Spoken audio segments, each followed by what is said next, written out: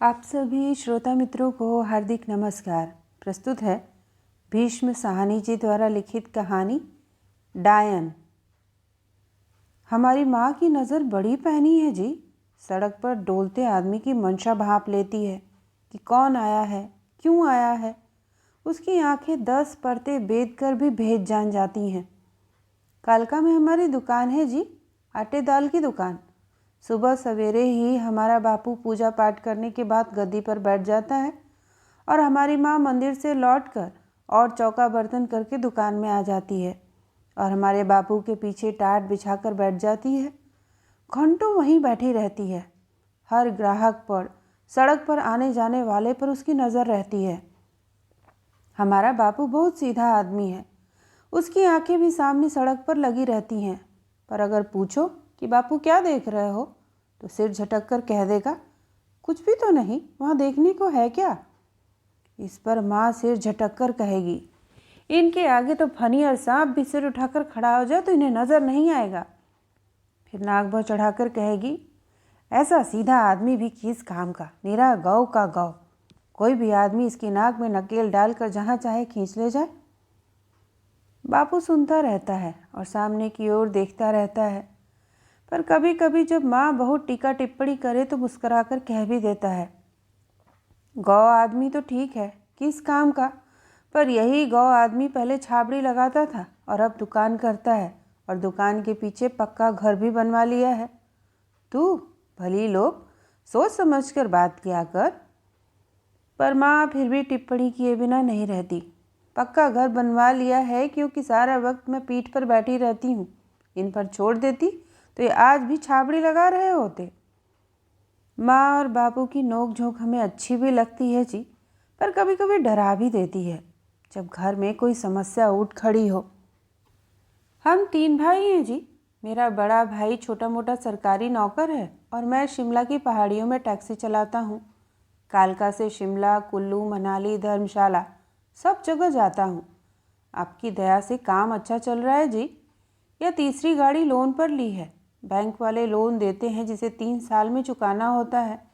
मैं उसे 2 साल में ही चुका देता हूँ और नए लोन के लिए अर्जी दे देता हूँ। टैक्सी चलाने वाले का एक ही उसूल है जी, वक्त की पाबंदी। सवारी से कहो गाड़ी सुबह 8 बजे पहुँच जाएगी तो ठीक 8 बजे गाड़ी बंगले के बाहर खड़ी हो।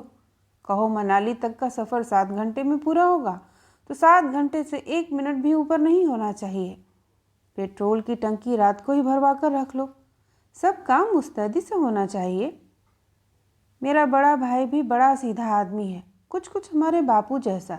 वो भी गुपचुप बना रहता है, न हूँ न हाँ, पर इसमें उसका दोष नहीं है जी। वह डायन के वश में है। डायन जैसे उसे चलाती है वैसे ही चलता है। हाँ जी, डायन। मेरी भौजाई डायन है, मेरे भाई की घरवाली। वह सचमुच डायन है जी। देखने में पता नहीं चलता। हमें तो तब भी पता नहीं चला जब वो ब्याह कर घर में आई, पर माँ को ब्याह से पहले ही पता चल गया था। वह डायन थी ही जी। सांवले रंग की, चौड़ी काठी वाली औरत, चौड़े चौड़े हाथ, चौड़ी चौड़ी पैर की उंगलियाँ। माँ कहती थी, डायन की आंखों को तो देखो, अंधेरे में भी उसकी आंखों में नीली नीली सी चमक रहती है। वह अजमेर से ब्याह कर आई थी जी। अजमेर में बैठे बैठे ही उसने हमें अपने डोरों में जकड़ लिया था। माँ कहा करती थी, अगर तेरे बापू ने मेरी बात मान ली होती तो डायन अपना जाल फैला ही नहीं पाती। माँ ने तो तब डायन का जाल काटना शुरू किया जब हम उसमें फंस चुके थे। इस सारी शरारत की जड़ में वह कुबड़ा दुकानदार था जी। हमारी उससे जान न पहचान। एक दिन सवेरे सवेरे वह कुबड़ा हमारी दुकान के सामने खड़ा डोल रहा था। माँ उसी वक्त दुकान में आकर बैठी ही थी कि उसकी नज़र उस बूढ़े कुबड़े पर पड़ी थी और वह ठिठक गई थी। उसका माथा ठनक गया कि अपशकुन हो गया। माँ को उस कुबड़े का सुबह सुबह आना ही अपशकुन लगा था। यह कौन है जी? पूछो तो कहाँ से आया है, यहाँ क्यों खड़ा है? माँ ने घबराकर पूछा था। तभी वह आदमी आगे बढ़ाया था और बड़ी आजिजी के साथ हमारे बाप से बोला, लाला, मैं इधर पिछली सड़क पर ठेला लगाता हूँ, जूते बेचता हूँ, राजस्थानी जूते, पर अब पुलिस वाले वहाँ ठेला नहीं लगाने देते। तुम कहो तो इधर तुम्हारे सामने पटरी पर अपना ठेला लगा लूँ। बापू के पीछे बैठी माँ ने भी सुन लिया था। बापू अभी उस कुबड़े की ओर देख ही रहा था कि माँ पीछे से बुदबुदाई थी, कह दो जी यहाँ नहीं, कहीं और जाकर ठेला लगा ले। पर हमारा बापू बड़ा ढीला ढाला सा आदमी है जी। अव्वल तो वह किसी की पूरी बात समझता ही नहीं, सुनता रहता और सिर हिलाता रहता है और फैसले करता है झटके के साथ, बिना सोचे समझे। माँ अभी कुछ कहने जा ही रही थी कि बापू ने कह दिया, ठेला तुम्हारा और पटरी सरकार की, हमसे क्यों पूछते हो? थोड़ा हटकर लगाना ताकि हमारी गाहकी खराब न हो। बापू ने तो कह दिया और माँ ने जीभ दांतों तले दबा ली और बार बार सिर हिलाने लगी। अब भी माँ बरसों बाद जब भी उस घटना को याद करती है तो उसी तरह दाएं बाएं सिर हिलाती है, दांतों तले जीभ दबाती है और दोनों हाथ मलती हुई कहती है, कोई घड़ी मुड़कर नहीं आती, पर उसी घड़ी हमारा नसीबा फूटा था। पर उस दिन बापू को वो केवल इतना ही कह पाई थी, तुम यह क्या करते हो जी, जान न पहचान, वो हमारा लगता ही क्या है जो उसे इधर अपने सामने बैठने को कह दिया। माँ कहती है कि वह दिन ही बुरा चढ़ा था। उसी दिन सुबह मंदिर से लौटते हुए माँ का पैर एक टूने टोटके से टकरा गया था। इन चौराहे के बीच कोई टोना कर गया था। 4 ईंटों का घेरा, उस घेरे के अंदर टिमटिमाता दिया और थिगलियों का बना पुतला, सिर पर के बाल नुचे हुए, अंग अंग पर लाल रंग के धब्बे और आसपास टूटी हुई ठिकरियाँ। माँ हर काम बड़ी समझदारी से करती है जी, पर उस दिन माँ ने ध्यान नहीं दिया तो उसका पैर उस ईंट से टकरा गया जिस पर थिगलियों का पुतला टिका हुआ था। माँ ठिठक कर एक ओर हट गई थी, पर उसी क्षण वह कांप भी गई थी कि टोने का साया उस पर पड़ गया है, कि उसका पैर नुचे बालों वाले पुतले के सिर से टकराया है। माँ ने घर लौटते ही फिर से स्नान किया। उस अपशगुन का साया हटाने के लिए उसने लोहे की परात में जलते अंगारे डाले और जलते अंगारों पर हरमल और लाल मिर्ची छिड़की और परात को उठाए वह घर की एक एक कोठरी में घूमती रही थी। यहाँ तक कि हरमल और मिर्ची के धुएं के कारण घर के सभी लोग खांसने और छींकने लगे थे। माँ कहती थी कि हरमल धुआने के बाद उसे विश्वास हो गया था कि अपशगुन टल गया है और वह बड़े इत्मीनान से दुकान में आकर हमारे बापू के पीछे बैठ गई थी। पर वह साया टला नहीं था। उसी दिन वह कुबड़ा वहाँ पहुँच गया था। उसी दिन माँ को विश्वास हो गया कि घर पर कोई कलेश आने वाला है, कि उसे घर के अंदर घुसने का रास्ता मिल गया है। माँ जब भी कुबड़े को देखती उसे थिगलियों का बना टोने का पुतला याद आ जाता था। माँ कभी कभी हम लोगों पर झुंझलाकर कहती, तुम्हारे बाप की आंखों पर तो चर्बी चढ़ी है, पर तुम आंखें रहते भी कुछ नहीं देख सकते।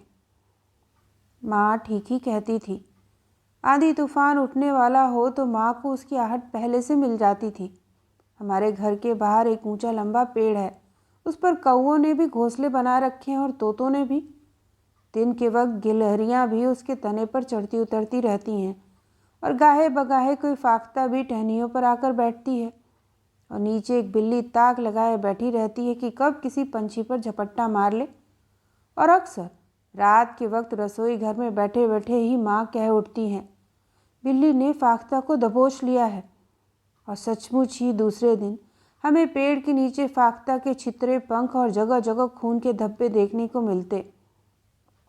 उस दिन जब बापू ने कुबड़े को अपनी दुकान के सामने ठेला लगाने को कह दिया था तो माँ दिन भर कुड़ती झुंझलाती रही थी, पर बापू सदा की भांति लापरवाही से सिर हिलाता रहा था।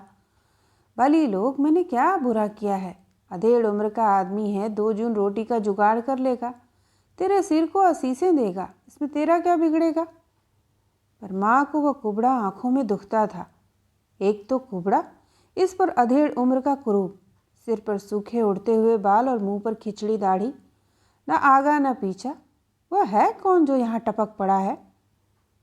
खैर तो जी, दूसरे दिन से वह कुबड़ा हमारी दुकान के सामने ठेला लगाने लगा, पर वह तरह तरह के राजस्थानी जूते बेचता था। राजस्थानी जूते ज़्यादा देर नहीं चलते, पर देखने में बड़े चटकीले होते हैं, ख़ास तौर पर औरतों के जूते। किसी पर सलमे सितारे का काम होता है, किसी पर सुनहरे धागे से फूल काढ़े होते हैं। इस आदमी के ठेले पर ग्राहक पड़ने लगे, उसका कारोबार चल निकला, अच्छे पैसे कमाने लगा। इतना ही नहीं, बापू के साथ उसकी दोस्ती हो गई। जब ग्राहक न होते तो दोनों बतियाते, हंसते बोलते। माँ बापू की पीठ पर बैठी नाक भौं चढ़ाती रहती, मुआ कुबड़ा कहती रहती। पर हमारे बापू का स्वभाव ही ऐसा था कि किसी के दिल के अंदर झांक ही नहीं सकता था। अभी साल भी नहीं बीता था कि वह कुबड़ा उस डायन को हमारे घर ले आया। हमारे बड़े भाई का ब्याह उस डायन के साथ करवाने में सबसे बड़ा हाथ उस कुबड़े का ही था। यह सच है जी, वही कुबड़ा सगाई का प्रस्ताव लेकर आया था।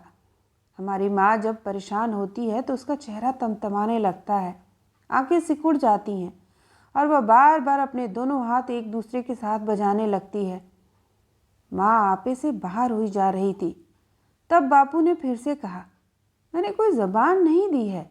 उससे कहा, तुम चलो मेरे साथ अजमेर शरीफ और मैं तुम्हें उस परिवार से मिलवा दूंगा, खुद देख परख लेना, बस इतना ही।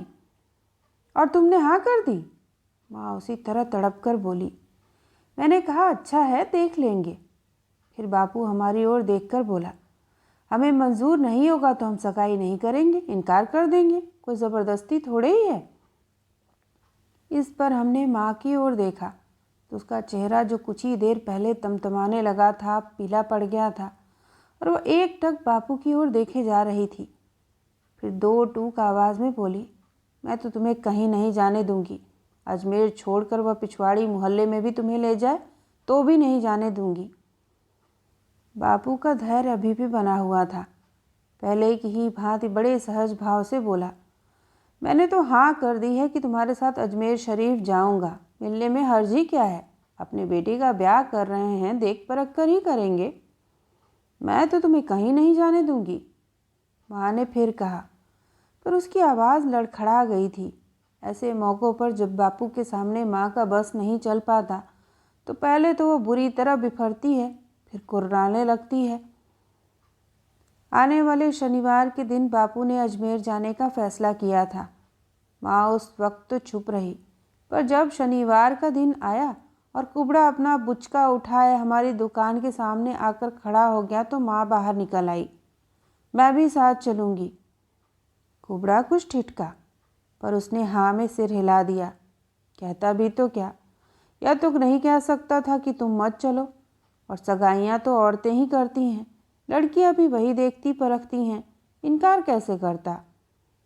मुझे वह दिन याद है जी, जब तीनों, हमारा बापू, कुबड़ा जूता फरोश और हमारी माँ, सड़क पार करके बस अड्डे की ओर जा रहे थे। मेरा बड़ा भाई मेरी बगल में खड़ा था, उसी के लिए ये तीनों साग देखने जा रहे थे। उस वक्त अजीब बात है जी, मुझे लगा जैसे सारी सड़क सूनी पड़ गई है और चारों तरफ हल्की हल्की धूल उड़ने लगी है। मुझे अपने भाई से बड़ा प्यार है। मुझे लगा जैसे सगाई हो जाने पर वह मुझसे बिछड़ जाएगा। पता नहीं जी, ऐसा मुझे क्यों कर लगा था। हालांकि मेरा दिल कह रहा था कि जहाँ ये लोग जा रहे हैं वहाँ वही कुछ होगा जो माँ कहेगी, जैसी माँ की मर्जी होगी। हमारा बाप तो ढीलम ढाल है जी, जो माँ कहेगी वही वह करेगा।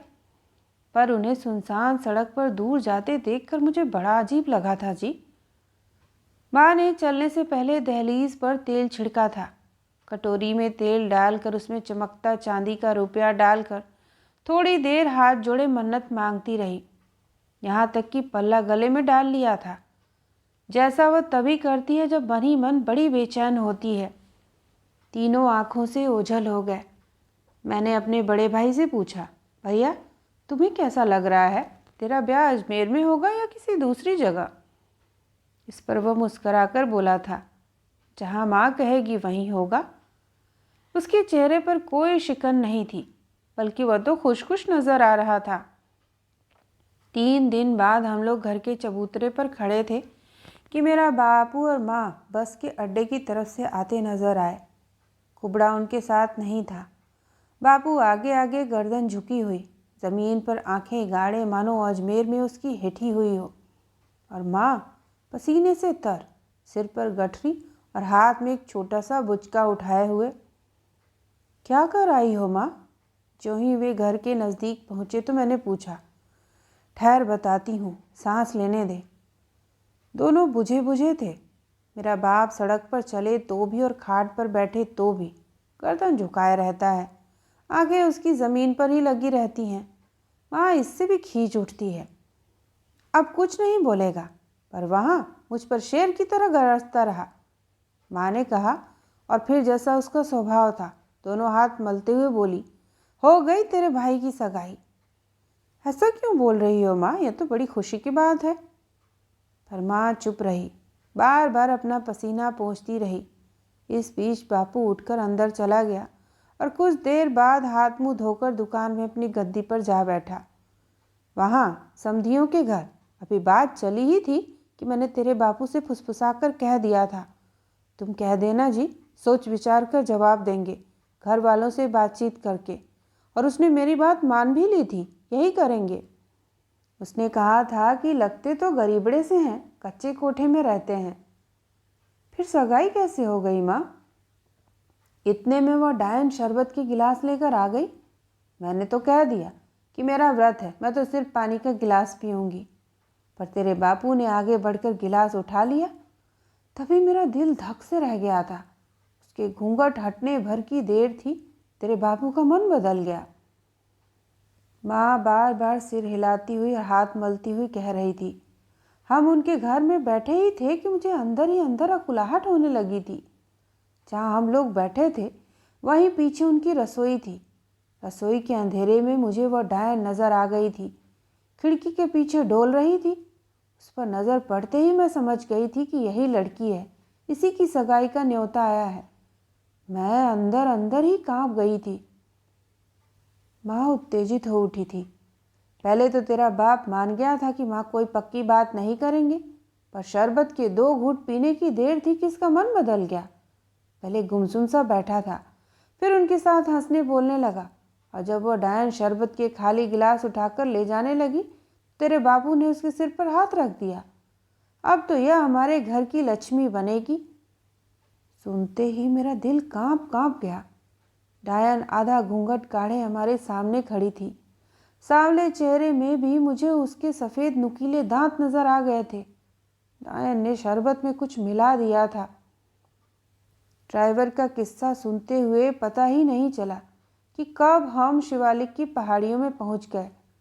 हवा में ठंडक आ गई थी और सड़क के एक ओर ऊंची पहाड़ी और दूसरी ओर गहरी खड्ड।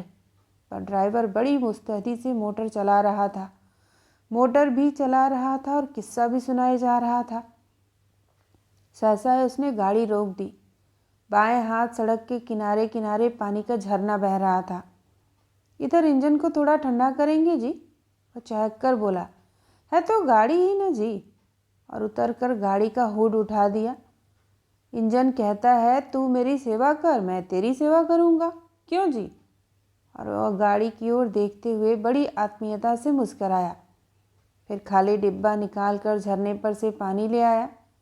हम अपनी गाड़ी की नब्ज़ पहचानते हैं जी, जैसे डॉक्टर नब्ज़ पहचानता है। हम हल्की सी आवाज़ सुनकर ही समझ जाते हैं कि कहाँ पर नुक्स है और क्या नुक्स है। इंजन में पानी डाल चुकने पर वह अपनी आस्तीनें चढ़ाते हुए बोला, आप भी हाथ मुंह धो लो जी। यह जल सीधा शिवजी महाराज की जटाओं में से निकल कर आ रहा है, बड़ा पवित्र जल है। उसकी भक्ति भाव पर मुझे अचंभा नहीं हुआ।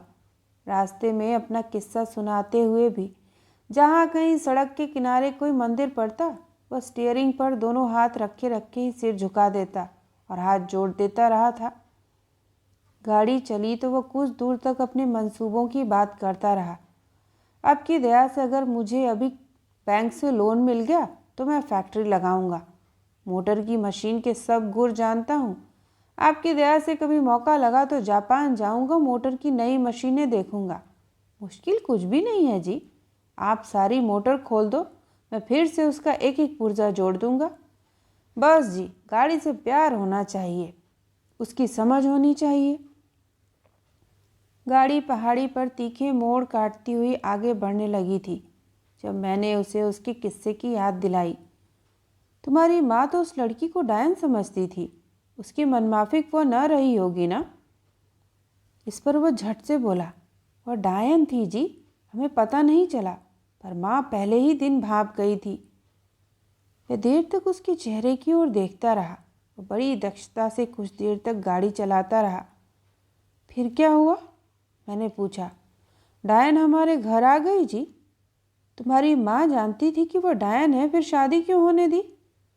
बापू ने जो उसके सिर पर हाथ रख दिया था, माँ क्या करती? बाहर के लोगों के सामने बापू की बात कैसे काटती? पर घर में माँ बहुत दिन तक कलपती रही थी।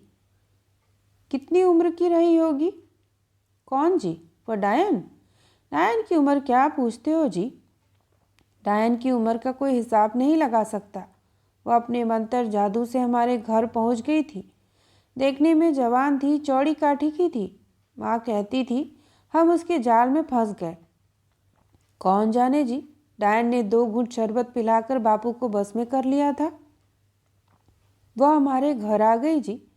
जिस तरह उसने हमारे बापू को बस में कर लिया था, वैसे ही मेरे भाई को भी बस में कर लिया। देखते ही देखते वह उसके हाथ की कठपुतली बन गया जी। वह कहे दिन है तो यह कहे दिन है, वह कहे रात है तो रात है। सारा वक्त खाट पर बैठा उसकी तरफ देखता रहता, यहाँ तक कि उसे काम पर जाने की भी सुध नहीं रहती। बापू ने दुकान के पीछे एक और कमरा बनवा दिया। नैन उस कमरे में डोलती रहती। एक दिन सुबह सवेरे अभी पौ नहीं फूटी थी जब माँ ने मुझे जगाया। माँ प्रभात बेला में ही उठकर खाट पर पालथी मारे बैठ जाती और मुंह सिर लपेटकर जाप करती है। उस दिन खाट पर से उठाई और मेरे कान में फुसफुसाकर बोली, उठ उठ, जाकर देख वह असबाब वाली कोठरी में क्या कर रही है। मैं जाग गया और खाट पर उठ बैठा। अभी तो इतनी रात है माँ, तुम्हें क्या मालूम वह असबाब वाली कोठरी में है? उठ उठ, जाकर देख, मैं झूठ कहूँ तो कहना। भाई साहब, माँ को तसल्ली दे पाने के लिए मैं खाट से उठा और बीच का ताक हल्के से खोलकर असबाब वाली कोठरी में झांक कर देखा। डायन सचमुच हमारी भांडों वाली अलमारी के सामने खड़ी थी। अंधेरे में वह मुझे छाया सी लगी। उसे देखकर मुझे सिहरन सी हुई। अलमारी के सामने यूं खड़ी थी जैसे कोई परछाई डोलती है। माँ कहती थी डायनों को घर के भांडों से लगाव होता है, वे भांडों से घर के लोगों पर जादू करती हैं। उस वक्त वह मुझे सचमुच परछाई सी लगी थी, हाड़ मांस का पुतला नहीं। क्या मालूम यह बात सही हो, डायनें रात को परछाई की तरह डोलती हैं पर दिन का उजाला होने से पहले हाड़ मांस के शरीर में बदल जाती हैं। तभी मुझे कुछ दिन के लिए बाहर जाना पड़ गया। टैक्सी चलाने वाले की ज़िंदगी ही ऐसी होती है जी। मुझे कुछ सवारियों को शिमला पहुंचाना था। यूँ शिमला का दौरा तो रोज़ ही लगता रहता है, किसी किसी दिन तो 2-2 बार। 2.5 घंटे का ही तो रास्ता है। मैं सुबह जाता और शाम तक घर लौट आता। पर उस दिन मैं शिमला पहुंचा तो वहाँ से मनाली के लिए सवारियाँ मिल गईं। मैं मनाली पहुंचा तो धर्मशाला जाने के लिए एक टोली तैयार खड़ी थी। ड्राइवर की ज़िंदगी क्या है जी, जिधर को सवारी मिली उधर को निकल गए। मैं पूरे 2 हफ्ते के बाद घर लौटा तो घर पर जैसे सोग छाया था।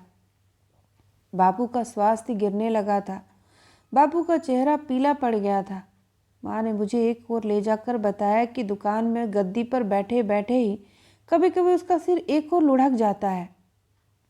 डायन ने अपना काम शुरू कर दिया है, माँ ने फुसफुसाकर कहा।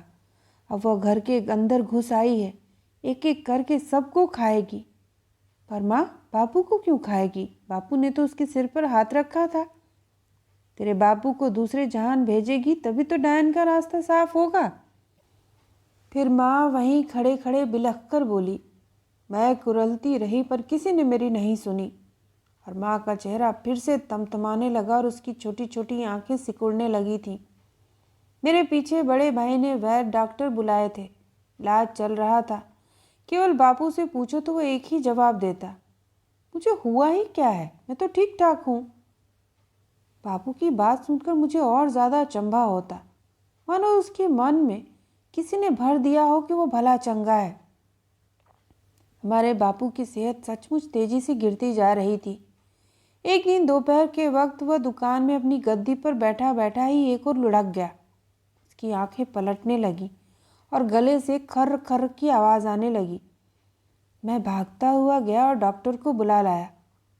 बापू को होश तो आ गया, उसकी तबीयत भी संभल गई, पर उस दिन के बाद से जैसे वह खाट से ही जुड़ गया।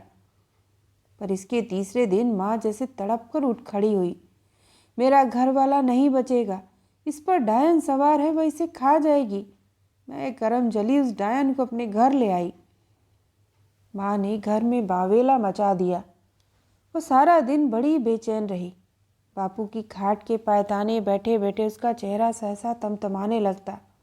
वो उठकर फर्श पर बैठ जाती और फर्श पर अपनी एड़ियां रगड़ती हुई, सिर दाएं बाएं हिलाती हुई अपने खोटे कर्मों की दुहाई देने लगती। वो हमसे संभाले नहीं संभल पा रही थी। देर तक इसी तरह बौखलाते रहने के बाद वो फर्श पर से उठकर बापू के सिर के पास जाकर खड़ी हो गई।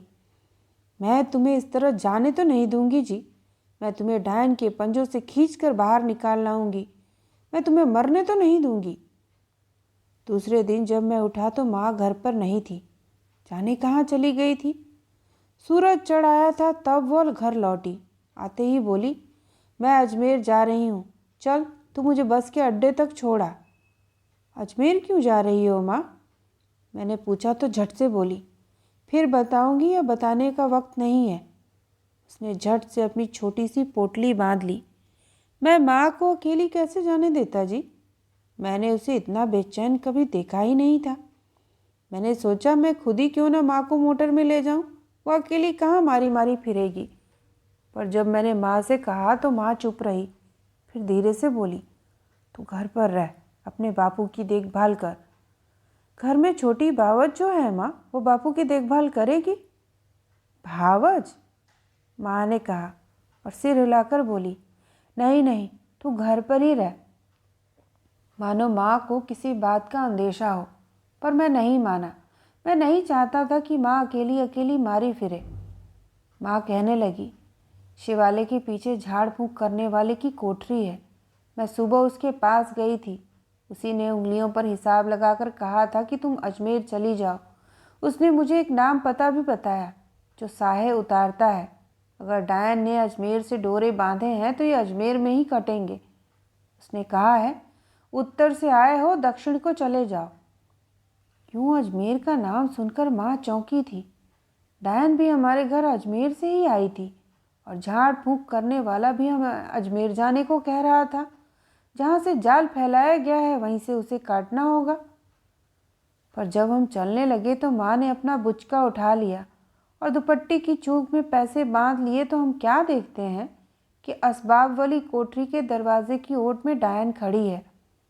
माँ को लगा जैसे वह माँ का रास्ता काटने आई है। उसे भास हो गया होगा कि हम कहाँ जा रहे हैं और क्यों जा रहे हैं। इन सामने पड़ जाने पर माँ उसे असीस के शब्द कह दिया करती थी, पर आज वह चुप रही। वह बापू के गिरते स्वास्थ्य को लेकर बड़ी परेशान थी। डायन ने भी कुछ नहीं कहा, केवल सामने ताकती बुद्ध की बुद्ध बनी खड़ी रही। फिर हमारी कोठरी की ओर घूम गई। हम घर में से निकले।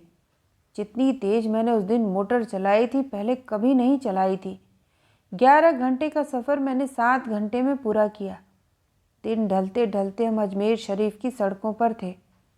पता ठिकाना पूछते पूछते हम उस मौलवी के ठिकाने पर जा पहुँचे जो प्रेत उतारता था, झाड़ फूंक करता था, जिसका पता शिवालय वाले ने दिया था। पर यहाँ भी अजीब घटना घटी जी। जब हम पहुँचे तो वो अपनी कोठरी के बाहर चबूतरे पर बैठा था। गली में 5-7 बुरके वाली औरतें खड़ी थीं। लगभग सभी की गोद में बच्चा था। मौलवी पतले छरहरे जिस्म का आदमी था। सिर पर चिंदिया टोपी पहने हुए अपनी बगल में उसने सुलगते कोयलों की एक अंगीठी रखी थी। उसके हाथ में बड़ा सा छुरा था। बारी बारी से एक एक औरत अपने बच्चे को उसके सामने चबूतरे पर लिटा देती। मौलवी अपनी हथेली पर थूकता और अपनी वही हथेली बच्चे के गालों पर मल देता। फिर दाएं हाथ में पकड़ा गरम गरम छुरा बच्चे के दाएं और बाएं गाल पर फिरा देता। इस पर बच्चे की माँ अपने बच्चे को गोद में उठाकर वहाँ से हट जाती। हमें देखते ही मौलवी ने हमें अंदर कोठरी में बैठने का इशारा किया। मैं समझ गया कि मौलवी ने हमें पहचान लिया और हमारे मनोरथ को भी समझ लिया है। हम चबूतरा चढ़कर पीछे कोठरी में चले गए। अंधेरी छोटी सी कोठरी थी जिसमें मैली सी दरी बिछी थी। एक ओर को टाट का टुकड़ा रखा था जिस पर शायद मौलवी खुद बैठता था। दीवार में एक और आला था जिसमें बड़ा सा दिया रखा था, पर दिए की बत्ती ने सारे आले को काला कर रखा था। मौलवी बड़ी उम्र का दुबला पतला सा आदमी था। खस सफ़ेद दाढ़ी और लंबी नाक। बोलता बहुत कम था, केवल बार बार सिर हिलाता रहता था। मैंने कुछ कहने से पहले ही 100 के 5 नोट उसके सामने रख दिए। इतना तो मैंने भी सीख लिया है जी, पैसे किसी को नहीं चुभते। मैंने पैसे रखे तो मौलवी कुछ नहीं बोला, पर उसने नोटों को छुआ भी नहीं, वहीं के वहीं रखे रहने दिए। आप मेरे घर वाले को बचा लो जी, मैं तुम्हारे पाँव धो धो कर पीऊँगी, माँ बोली। बूढ़ा मौलवी चुपचाप बैठा फर्श की ओर देखता सिर हिलाता रहा। थोड़ी देर बाद उसने सिर ऊंचा कर पूछा, उसे क्या तकलीफ़ है? उसमें सकत नहीं है जी, बैठा बैठा एक और लुढ़क जाता है। पहले घूमता फिरता था, मंडी जाता था। मौलवी सुन रहा था और सिर नीचा किए मिट्टी के फर्श पर अपनी तर्जनी से रेखाएं भी खींचे जा रहा था। जगह जगह उन पर अपनी उंगली रखता, लगता कोई हिसाब लगा रहा है। सहसा ही वो बोला, बीबी, तेरे मर्द पर किसी का साया है। ये शब्द उसके मुंह से निकले ही थे कि माँ ने मुड़कर मेरी ओर देखा, मानो कह रही हो, अब तो मान गए हो ना? मौलवी अपने मुंह से कह रहा है। मैं तावीज़ बना दूंगा, बूढ़े मौलवी ने सिर हिलाते हुए कहा। फिर उसने उपचार बताया। कहने लगा, कच्चे आटे को सान लो, उसकी रोटी बनाओ। रोटी को सिर्फ एक तरफ से सेको, दूसरी तरफ से नहीं। दूसरी तरफ रोटी कच्ची रहे, उस पर कच्ची घानी का तेल चुपड़ो, उसे लुकमा लुकमा तोड़कर खिलाओ। माँ का चेहरा तमतमाने लगा, मानो उसे अपनी शंकाओं का समर्थन मिल गया हो, और झट से बोली, जब से डायन हमारे घर आई है यह अनर्थ हो रहा है जी। मौलवी का हाथ फर्श पर ठिठक गया। उसने पलकें उठाकर माँ की ओर देखा। डायन? क्या कहा? डायन? माँ भड़ककर कहती गई, आपके अजमेर की ही रहने वाली है जी। इधर आपके पिछवाड़े में ही उसका घर है। जिया राम मुंशी की बेटी है। माँ आवेश में कही जा रही थी। माँ के कहने की देर थी कि मौलवी के तेवर चढ़ गए। वह झुंझला कर सीधा तुनक कर बैठ गया। कमबख्त कमजात, निकल जाओ, अबे निकल जाओ यहाँ से। और उसने सामने फर्श पर रखे 100 के 5 नोट उठाए और मेरे मुंह पर दे मारे। वहाँ थर थर कांपने लगी। उसकी समझ में नहीं आई कि उससे क्या भूल हुई और मौलवी के तेवर क्यों चढ़ गए हैं। वह बुरी तरह से घबरा गई थी। कोई और वक्त होता तो माँ का पारा तेज हो जाता और वह मौलवी के साथ उलझ जाती। मैंने तो कुछ भी नहीं कहा जी, हम तो किस्मत के मारे ठोकरे खाते आपके पास आए हैं। चले जाओ, अभी निकल जाओ, फौरन मेरी नज़रों से दूर हो जाओ। मौलवी ने फिर चिल्लाकर कहा। मैंने चुपचाप नोट फर्श पर से उठाए और बाहर चबूतरे पर आ गए। माँ अभी भी थर थर काँप रही थी। हम चबूतरे पर से उतर रहे थे जब हम क्या देखते हैं कि जूते बेचने वाला कुबड़ा मौलवी के चबूतरे के सामने से चलता हुआ गली पार कर रहा है। चाचा, सहसा मैंने चिल्लाकर कहा। कुबड़ा रुक गया और पलटकर हमारी ओर देखने लगा। तुम यहाँ क्या कर रहे हो? मैंने ऊंची आवाज़ में कहा। वो बड़े धैर्य से मुस्कुराकर बोला, सामान खरीदने आया हूँ। इधर पीछे जूतों की मंडी लगती है, थोक में सामान बिकता है। मैंने माँ की ओर देखा। माँ ने झट से कुबड़े की ओर से पीठ फेर ली थी और मुंह सिर लपेट लिया था, मानो उसके साये से भी दूर रहना चाहती हो। हम लौट आए। मोटर अजमेर में से निकल रही थी। जब माँ कुछ थोड़ा संभल पाई और सिर हिलाकर बोली, मैंने उसकी बात काट दी। वो साया उतारने का उपाय बता रहा था, मैं उसकी पूरी बात तो सुन लेती। वो उस जाल में से निकलने की विधि बता रहा था, पर मैं मुँह जली बीच में ही बोलने लगी। माँ, मैंने कहा, कौन जाने मौलवी की मदद से ही डायन हमारे घर में पहुंची हो। दोनों ने मिलकर ही हमारे घर को बांध रखा हो। मैं मुँह जली, मैं न बोलती, वो उपाय तो बता रहा था, उपाय तो पूरा सुन लेती। और वह फिर दोनों हाथ अपने मलने लगी। घर पहुंचते हुए माँ सीधा रसोई घर में गई। हाथ मुंह धोकर कच्चा आटा सानने बैठ गई। एक ओर से सेकी जाने वाली रोटी को तैयार होते देर नहीं लगी, पर उसके आगे क्या करना होगा वो माँ की समझ में नहीं आ सकता था। मौलवी किसी कड़वे तेल की बात करने जा रहा था। माँ अधकचरी रोटी ही उठा लाई और लुकमा लुकमा तोड़कर बापू के मुंह में डालने लगी। आप मानोगे नहीं जी, माँ ने 3 दिन वह अधजला पूड़ा बापू को खिलाया होगा कि हमारा बापू उठकर बैठ गया। उसके चेहरे पर रंगत लौट आई। वो पूरी तरह तंदुरुस्त तो नहीं हुआ, उसकी सेहत ज़्यादा नहीं सुधरी, पर वो मौत के मुंह से निकल आया। पर माँ सारा वक्त हाथ मलती यही कहती रही। मौलवी उपाय बता रहा था, मैं मुँह जली बीच में बोल पड़ी। मैं बोलती नहीं तो उसका उपाय तो सुन लेती। गाड़ी आगे बढ़ती जा रही थी। गाड़ी अब ऊंचे पहाड़ों के मोड़ काटने लगी थी। बाहर हवा में शिमला की ठंडक आ गई थी।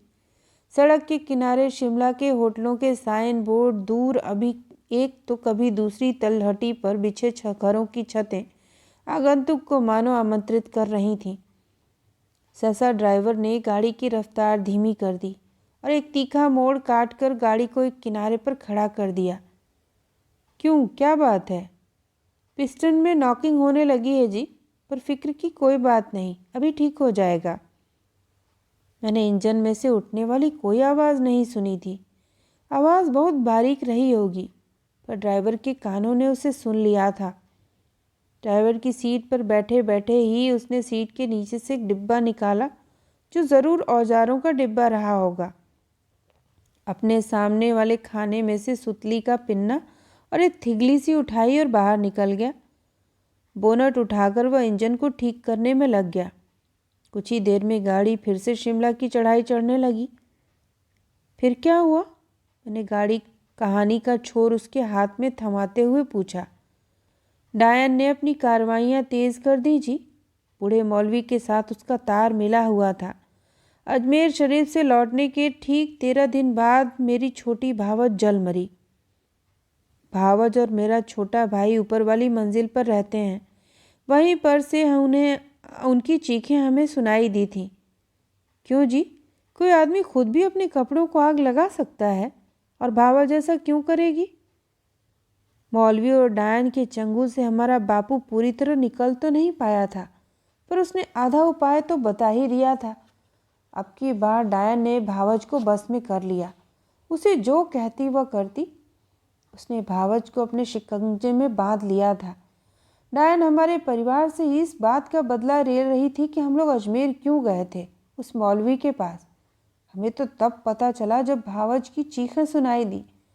मैं भागता हुआ सीढ़ियाँ चढ़ गया। मैं ऊपर पहुंचा तो भावज के कपड़ों में से लपटें उठ रही थीं। पास में स्टोव जल रहा था। उधर डायन हाथ में पानी की बाल्टी उठाए कमरे के बीचों बीच खड़ी थी। इतने में माँ भी सीढ़ियाँ चढ़कर ऊपर पहुंच गई और हाय मैं मर गई चिल्लाती हुई माँ ने खाट पर से कंबल उठाया और भावज के शरीर पर लपेट दिया। उसे देर तक अपनी बाहों में भींचे रही। डायन अभी भी पानी से भरी बाल्टी उठाए कमरे के बीचों बीच खड़ी थी। हमारी भावज के शरीर पर जगह जगह फफोले उभर आए। हमें लगा कि बच जाएगी। माँ को भी लगता था वह डायन के मंसूबे को काटने में कामयाब हो गई है। भावज का इलाज होने लगा, पर तभी एक अजीब बात हुई। हमारी भावज डायन की मानो मुरीद बन गई। सारा वक्त डायन उसके सिरहाने बैठी रहती। दोनों के बीच घुर-घुर चलती रहती। होना तो उसके उलट चाहिए था ना जी। भावज की जान तो माँ ने बचाई थी। वह उसके जलते शरीर पर कंबल नहीं लपेटती तो वह आग की लपटों में ही चीख चीख कर ख़त्म हो जाती। पर बजाय माँ का शुक्रगुजार होने के भावज डायन की गोद में जा बैठी। तीसरे दिन मेरी छोटी भावज मर गई जी। माँ तड़प उठी। माँ ने डायन के जाल को काटा था, पर फिर भी वह भावज को खींच ले जाने में कामयाब हो गई थी। हमारे घर पर तो दहशत सी छा गई जी। माँ भी अब डायन से डरने लगी थी। पहले हमारे भाई को ऐसा बस में किया कि वह कहीं का न रहा। फिर हमारे बापू पर वार किया और वह अधमरा खाट से जुड़ा पड़ा था और अब भावज को खा गई। माँ को भी लगने लगा था कि अब कुछ नहीं हो सकता था। और सोच समझ कर ही माँ परेशान रहने लगी कि डायन का अगला वार किस पर होगा। माँ को रात के वक्त तरह तरह की आवाज़ें सुनाई देने लगीं। कभी उसे लगता घर के इर्द गिर्द कोई लकीरें खींच रहा है, जैसे मौलवी खींचता था और हिसाब लगाता था, और धीरे धीरे उनका कसाव बढ़ता जा रहा है। कभी रात को उनकी कोठरी में से बर्तन खनकने की आवाज़ आए तो माँ लेटी लेटी उठ बैठती थी। घर के बर्तनों में सकत होती है जी। डायन बर्तन खनकाती है तो समझो माँ को चुनौती दे रही है। आगे क्या होगा, माँ जब भी बात करती तो सिहर उठती। कुछ नहीं बचेगा, इस घर का कुछ नहीं बचेगा। डायन के डोरे कसते जा रहे हैं। फिर एक दिन हम लोग सुबह उठे तो देखा माँ फिर से घर पर नहीं है। आमतौर पर सूरज चढ़ने तक माँ मंदिर से लौट आती थी और चौका बर्तन में लग जाती थी, पर माँ कहीं पर नहीं थी। न रसोई घर में, न अपनी खाट पर, न दुकान में। न जाने माँ किधर को निकल गई थी। मैं सोचूं कहीं डायन ने तो उसे अपने रास्ते से हटाने के लिए नहीं भेज दिया। कौन जाने जी, डायन ज़रूर जानती होगी कि माँ उसका जाल काट रही है।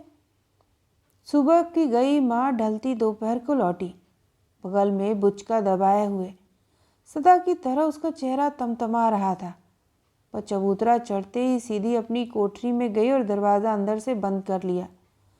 लगभग आधे घंटे तक न हूँ न हाँ दरवाज़ा बंद रहा। फिर माँ बाहर निकली, गिलास भरकर पानी पिया और चुपचाप दुकान में जा बैठी। माँ, तुम कहाँ गई थी? मैंने निराले में माँ से पूछा। होठों पर उंगली रखे माँ मेरे पास आकर बोली, मैं ओझा के पास गई थी, हिमारपुर। उसने भस्मी दी है। अब जा, फिर बताऊंगी। माँ हिमारपुर के किसी ओझा से भस्मी ले आई थी, और कोई तरीका नहीं है। ओझा कहता था मैं उपाय करूँगा, डायन तेरे घर से निकल जाएगी। और मैंने कहा, घर से निकल जाएगी तो हमें कौन सा छोड़ देगी जी। अजमेर में थी तभी उसने हमें अपने शिकंजे में कस लिया था। अब बाहर जाएगी तो क्या हमें छोड़ देगी? इस पर उसने भस्मी दे दी। माँ कहते कहते चुप हो गई। फिर अपना मुंह मेरे कान के पास ले आकर बोली, इससे डायन भस्म हो जाएगी। जो विधि ओझा ने बताई है, इस समय उसकी कोठरी में कोई नहीं होना चाहिए। कहते कहते माँ ने दांतों तले जीभ दबा ली। ऐसा तभी वह करती है जब कोई अशुभ विचार उसके मन में पहुंच जाए। तो अपने भाई को किसी काम के बहाने घर से बाहर ले जा, रात भर बाहर रहे, तभी मैं भस्म बिखेरूंगी।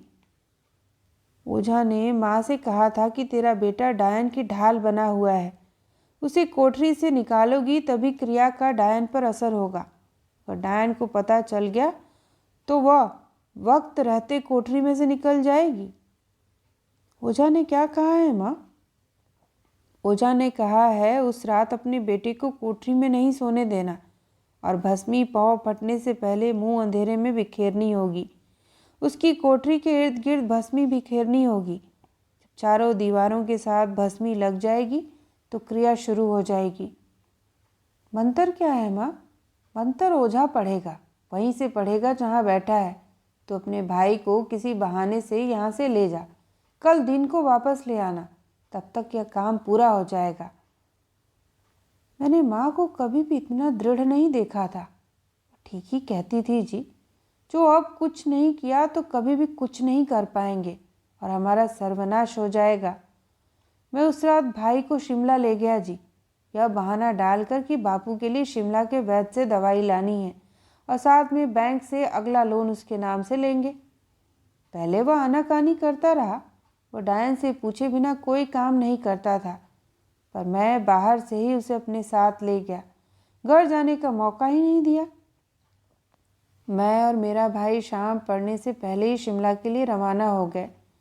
यूँ तो रात के वक्त पहाड़ों में मोटर चलाने में अब कोई ख़तरा नहीं है जी। चौड़ी सड़क है, बत्तियाँ बैटरी ठीक हो तो सफ़र आराम से कट जाता है। फिर भी रात का वक्त था और हमें शिमला पहुँचने में 4 घंटे लग गए जी। थके मांदे हम एक ढाबे के ऊपर बने कमरे में जाकर पसर गए, पर हमारी आंखों में नींद कहाँ। न वह सो पाया न मैं। डायन ने उस पर ऐसा जादू कर रखा था जी कि उसके बिना वह पानी में से फेंकी हुई मछली की तरह तड़प रहा था। मुझे उस पर रहम भी आता था कि डायन के भस्म हो जाने पर उसकी क्या गति होगी, पर साथ ही मेरा ध्यान बार बार माँ की तरफ भी जा रहा था। अगर डायन को माँ के मंसूबे का ध्यान हो गया तो डायनों को तो काले कोसों दूर से भनक मिल जाती है, कहीं वह माँ को ही ना जकड़ ले। पर अगर माँ भस्मी बिखेरने में सफल हो गई और डायन कोठरी के अंदर ही पड़ी पड़ी झुलस गई तो क्या होगा? और अगर डायन बचकर निकल गई तो? मैं खाट पर पड़ा पड़ा करवटें बदल रहा था। पाँव फटने में थोड़ी ही देर थी जब वहाँ लेटे लेटे ही मेरा दिल धक धक करने लगा। अब क्या होगा? माँ उठ गई होगी और उसने कोठरी की दीवार के साथ साथ भस्मी बिखेरनी शुरू कर दिया होगा। धीरे धीरे उसकी तपिश डायन तक पहुँचने लगी होगी। डायन की जली भुनी लाश को माँ कैसे ठिकाने लगाएगी? क्या डायन की देह होती भी है या नहीं? उधर दूर बैठा ओझा भी मंत्र पढ़ रहा होगा। कोठरी के अंदर क्या डायन पड़ी सो रही होगी? अगर उसे भास मिल गया तो वो माँ को दबोच लेगी। जब डायनें बदला लेने पर आती हैं तो कहर ढाती हैं। माँ ने बहुत बड़ा जोखिम उठाया है। भगवान जाने क्या होगा। जब हम पहुँचेंगे तो क्या मालूम घर में कोहराम मचा होगा। जब पाँव फट रही थी तो मेरे मन का तनाव कुछ दूर हुआ। मैंने मन ही मन कहा, जो होना था हो चुका है, अब तक हो गया होगा। जैसे तैसे हमने शिमला की सड़कों पर वक्त काटा। वैद्य से दवाई ली, बैंक में भी गए, वहाँ से लोन का फॉर्म लिया। कुछ देर इधर उधर डोलते रहे। मेरा भाई वापस जाने के लिए मुझसे भी ज़्यादा बेताब था। सुबह 11 बजे के आसपास हम शिमला से चल पड़े। मैंने इतनी तेज़ गाड़ी एक ही बार पहले चलाई थी जब मैं माँ को अजमेर शरीफ ले गया था। पर अब तो मेरा दिल धक धक कर रहा था जी, जाने घर में क्या हो गया होगा। जब हम लोग घर के नज़दीक पहुँचे तो मैं हैरान रह गया। सब कुछ वैसा ही था जैसा हम छोड़कर गए थे। दुकान खुली थी। बापू गद्दी पर रोज की तरह ऊँघ रहा था। कुबड़े जूता फरोश का ठेला दुकान के सामने खड़ा था, जबकि कुबड़ा स्वयं हमारी दुकान के चबूतरे पर बैठा सुस्ता रहा था। हाँ, माँ दुकान में बापू की पीठ पीछे नहीं बैठी थी। माँ कहाँ होगी? मैंने मन ही मन कहा। दुकान लाग घर में सीधा पिछली कोठरी की ओर गया। अंदर झांक कर देखा तो डायन वहाँ पर नहीं थी। मुझे धक्का सा लगा। वक्त रहते डायन घर से भाग गई है, वहाँ की क्रिया फेल हो गई है। अब क्या होगा? इसी बात का मुझे अंदेशा था। तभी माँ रसोई घर से बाहर निकली। मैं लपक कर उसके पास गया। क्या हुआ माँ? मेरी नज़र अचानक पिछली दीवार पर पड़ी। दीवार के साथ साथ कुछ दूरी तक भस्मी छितरी पड़ी थी। माँ बड़े धीरे से बोली, मैंने भस्मी नहीं छिड़की, थोड़ी दूर तक ही छिड़की थी। मैंने अंदर झांक कर देखा तो वो करवटें बदलने लगी थी। मैंने और ज़्यादा छिड़की तो अंदर से हू हू करने की आवाज़ें आने लगी। थोड़ा और भस्मी छिड़कती तो वह सचमुच तड़पने लगती, पर मैंने हाथ रोक लिया। क्यों माँ, तुमने हाथ क्यों रोक लिया? मैं और भस्मी छिड़कने जा ही रही थी जब मुझे ध्यान आया कि डायन बनकर हमसे किस बात का बदला लेने आई है। मैंने पिछले जन्मों में इसे बहुत सताया होगा, जो यह डायन का रूप लेकर हमसे बदला लेने आ गई है। अब अगर मैं इसे भस्म कर दूंगी तो हमारा क्या होगा? यह अपना हाथ तो नहीं रोकेगी, हमें सताना तो नहीं छोड़ेगी। सता ले जितना सताती है, इसके कर्म इसके साथ, मेरे कर्म मेरे साथ। मैं इसे भस्म तो नहीं करूँगी। अगर सारी भस्मी छिड़क देती तो न जाने आगे क्या कुछ झेलना पड़ता। मैंने हाथ खींच लिया तो क्या मालूम वह भी हाथ खींच ले। तभी कोठरी में से भांडे खटकने की आवाज़ आई। नायन लौट आई थी, पर अब की बार खनकते बर्तनों की आवाज़ सुनकर माँ परेशान नहीं हुई, बल्कि सहज भाव से उसे सुनती हुई मेरे साथ बातें करती रही। डायन लौट आई है माँ, मैंने कहा। हाँ, सुन रही हूँ, पर जैसा मैंने कहा जी, माँ ने हाथ खींच लिया था। डायन ज़रूर समझ गई होगी जी, क्योंकि कुछ दिन तक घर में कुछ नहीं हुआ। बापू का स्वास्थ्य भी सुधरने लगा और कुबड़ा भी वहाँ से हट गया जी। उसे एक जगह किराए की दुकान मिल गई थी। माँ को भी लगा कि डायन अपना कसाव ढीला करने लगी है, तो माँ ने एक दिन भांडों की सारी अलमारी उसके सामने खोल कर रख दी और सभी भांडे उसे दे दिए। अब डायन हमारे घर में नहीं रहती जी। माँ ने उनके लिए अलग घर ले दिया है और सभी भांडे वहाँ पहुँचा दिए हैं। मेरे भाई को लेकर वह वहाँ चली गई है। दोनों अलग रहते हैं। हमारे घर पर से डायन ने अपना हाथ खींच लिया है जी, ऐसा ही लगता है। आगे की भगवान जाने। वह घर से गई तो माँ उसके सिर पर हाथ फेरती रही। दूधो नहाओ पूतो फलो, सती सुहागन, बार बार कहती रही। तो यह थी कहानी डायन। सुनने के लिए आप सभी का धन्यवाद।